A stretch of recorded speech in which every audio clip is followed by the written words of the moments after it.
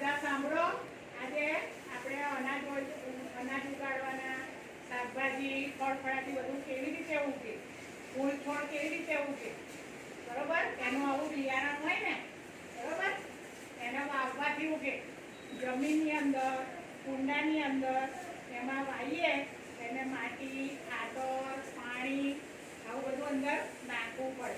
ખેતર હોય, બરોબર, જમીન હોય, આવી જગ્યા હોય ખુલ્લી આવી થોડી, તો એમાં પછી કુંડામાં એમાં બધામાં આવી રીતે તમે બિયા નાખો એટલે ફૂલ છોડ શાકભાજી ફળફળાદી અનાજ બધું ઉગે, બરોબર. એટલે હું આજે તમને બતાવું કે કેવી રીતે ઉગે, બરોબર. જો આ પહેલા શું છે? માટી. આ શું છે? માટી. તમે રમો છો માટીમાં? હે, માટી. તો માટીમાં ના રમાય, ગંદુ થવાય.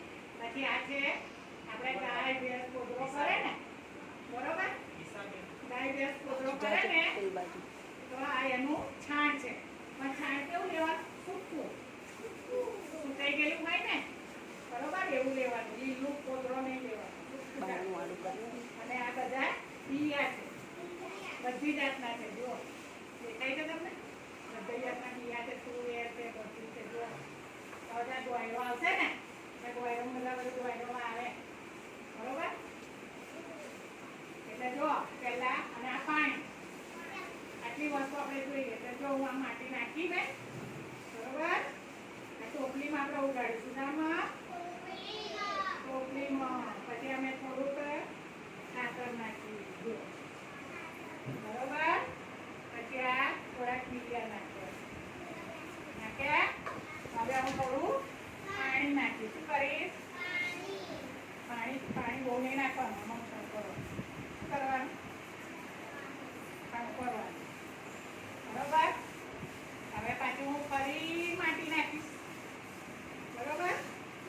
જુઓ, પછી આમ ધીમે રહીને આમ ફેલાઈ દો, બરોબર. પછી ફરી હું બિયા નાખીશ.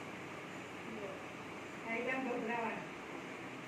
આપણે ટોપલી ઉગાડીએ છીએ એટલે ખેતરમાં હોય તો સીધું નાખવાનું.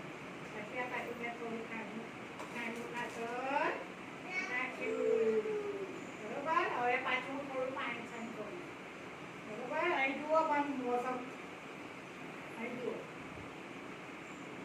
બરોબર. અહીં ધ્યાન આપવાનું બધા. હવે ફરી માટી નાખીશ, જુઓ, બરોબર. માટી નાખી. હવે ફરી દાણા નાખીશ. અહીંયા બધા જુઓ, અહીંયા જોવા બધાને નાખ્યું. હવે ફરી પાછું પાણી છાંટીશું. પાણી બહુ નહીં છાંટવાનું, હો, એકદમ નહીં લઈ દેવાનું, થોડું થોડું, જો, બરોબર.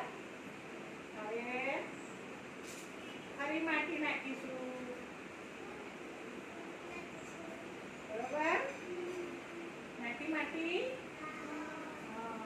હવે શું નાખીશું?